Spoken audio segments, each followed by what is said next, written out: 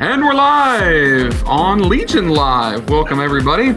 On our Tuesday episode today, we're going to be, well, actually, I'll be honest, we don't have much of a game plan. We have an agenda, we have a topic, and we're going to rattle off some stuff. Now, for those of you that are getting into the habit of watching this weekly, you have an opportunity to request topics. If you go to the Private Label Legion Facebook group, we actually ask people, hey, what would you like us to talk about in Legion Lives? And we had our team meeting. We were looking over some of those, and some of the requests were asking about packaging, specifically e-commerce / Amazon / FBA packaging. And as Norm and I were discussing, hey, well, we can talk about packaging. We said, hey, let's not go into this Legion Live with an agenda. Let's not have a game plan. Let's just take turns firing off some random tips. You know, we don't have more than about 12 or 13 minutes to cover as much as we can in this format. So, no point in doing anything too fancy and too drawn out. So, Norm, are you ready to start firing away some tips? I am ready.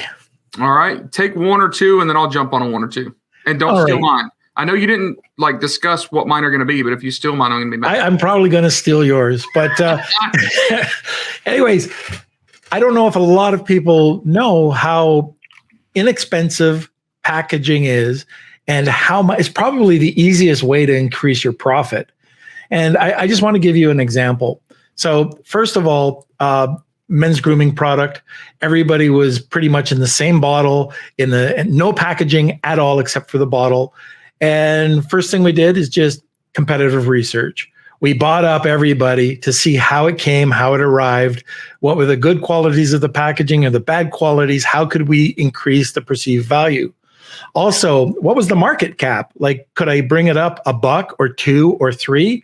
Did it, was it worth bringing it up an extra or paying an extra quarter for the packaging? And yes, it was. So what we did is we changed the bottle. Very simple plastic, the plastic bottle with the pumps. You've probably all seen them. Pumps would break off. Very easy to break. And again, no packaging. All we did is spend around a quarter on a really nice thicker cardboard. It's called a micro corrugate, and we had a nice brand around it. We changed the bottle into an airless pump. You've probably seen those. Added maybe it was $1 more, but probably got, I don't know, it was $10 or $15 extra out of it. And another example I want to show you about this is my beard comb. Where is it? This beard comb right here. And look, any beard comb that belongs to Norm must be like a legendary comb. This is like something they write books about.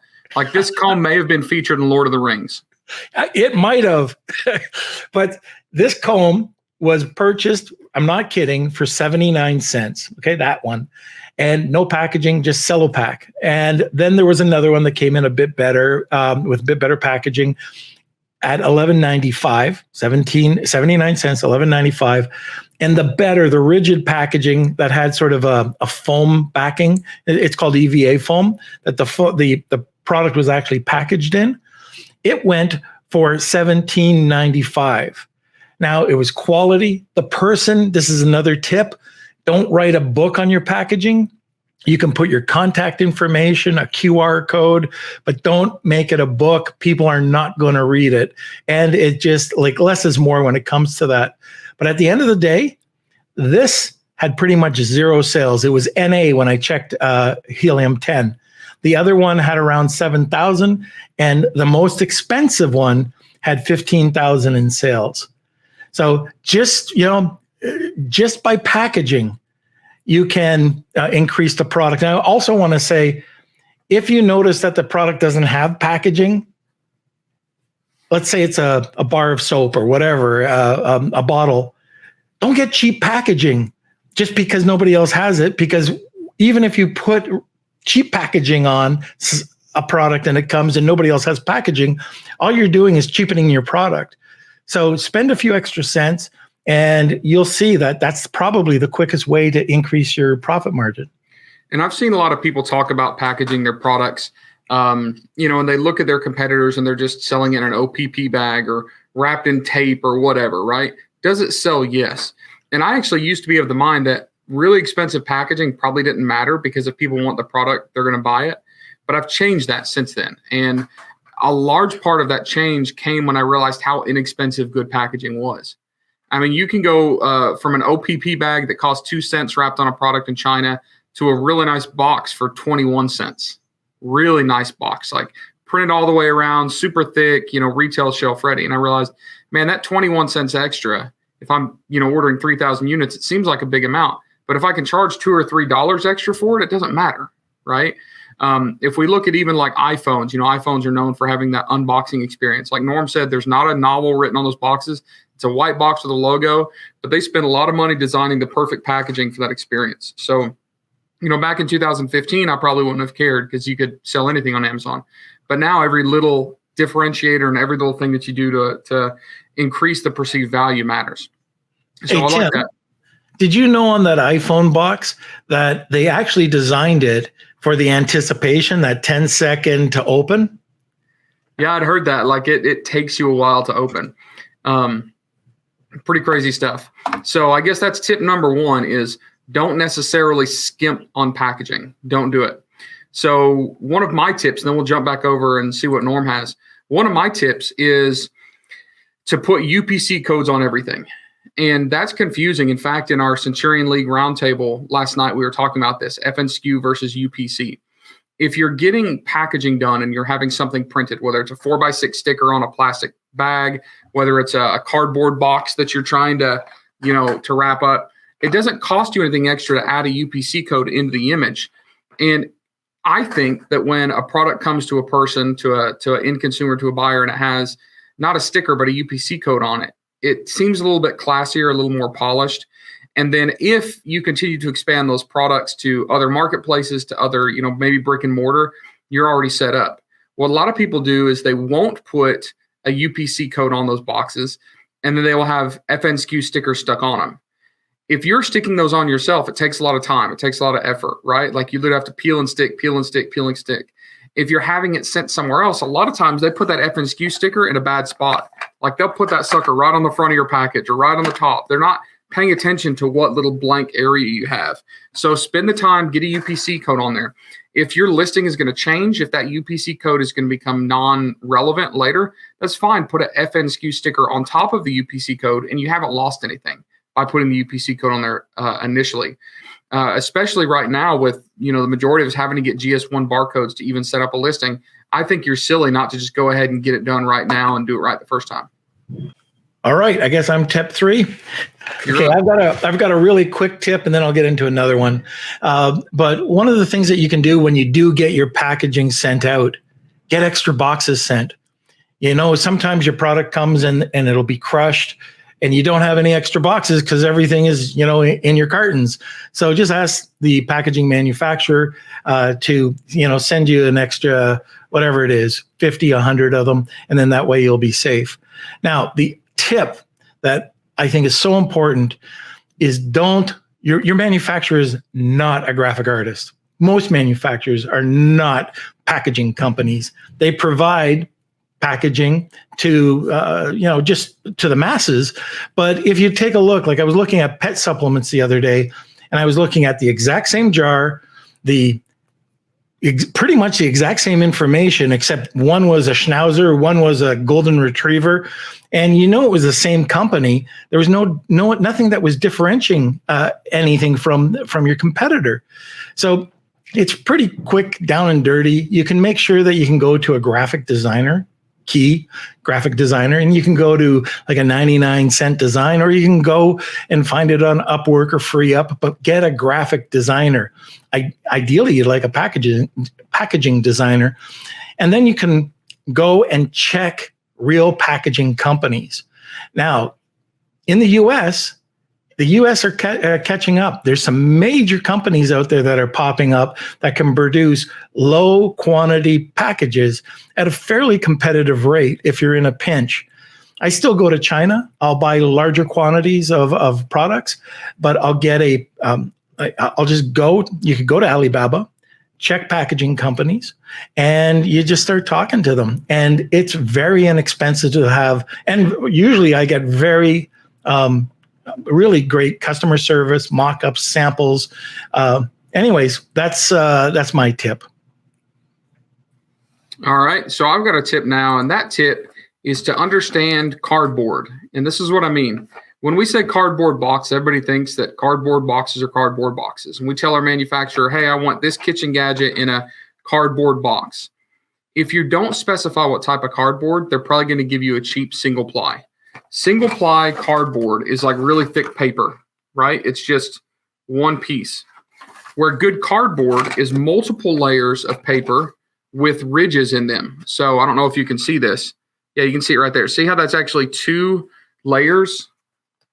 And there's ridges. You can see these little lines. Those are the internal ridges. If you don't specify the thickness or the number of plies of cardboard, you can really get yourself in bad shape. See how this cardboard is actually standing up straight right here?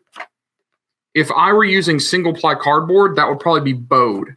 It would be soft. It's not much better than folded craft paper, right?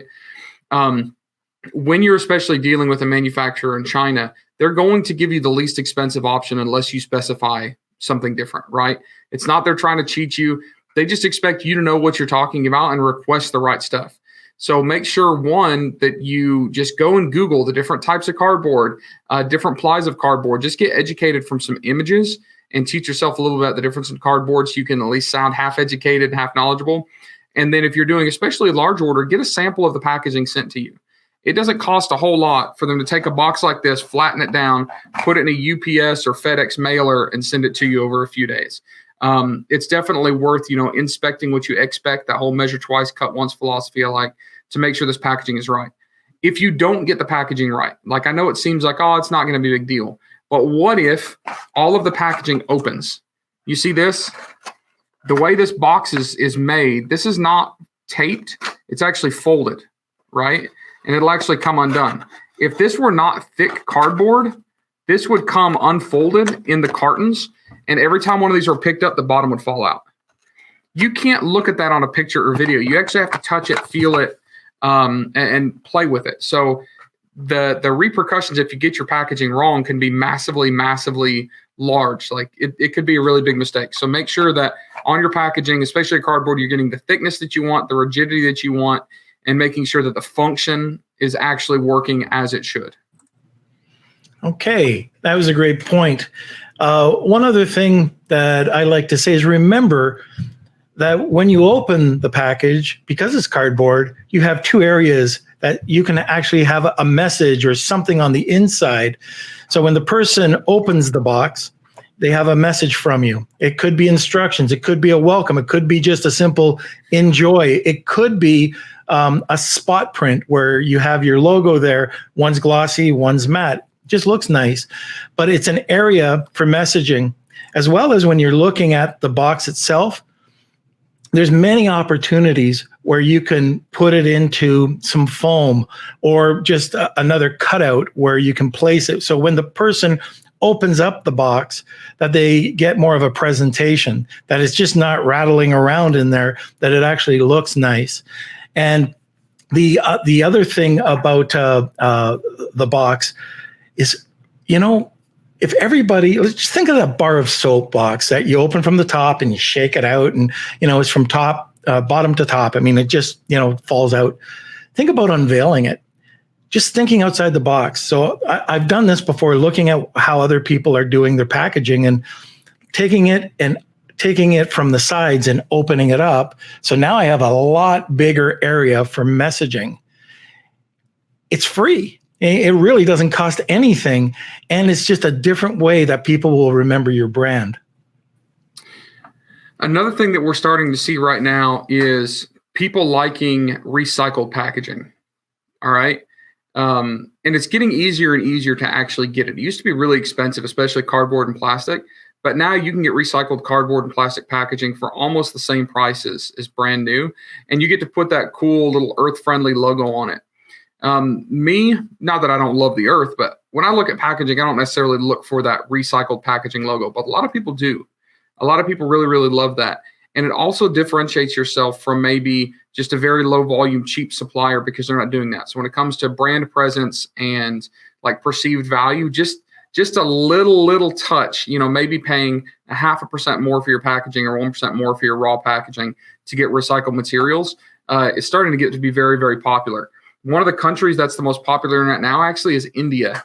India is kind of spearheading, kind of leading the pack on the normalization of recycled packaging. So take a look at some of what those Indian brands that are being sold in the U.S. are doing. It's actually getting a lot of traction. It's pretty cool stuff. There we go. That's it. That's it. Oh, shoot. We've gone 15 minutes. We went over. We could probably sit here and do this for another 20 minutes talking, but those are some big ones. If any of you have any requests that you would like on these Legions Lives, let us know. Go to the Private Label Legion Facebook group. I think the short link to it is thelegion.group.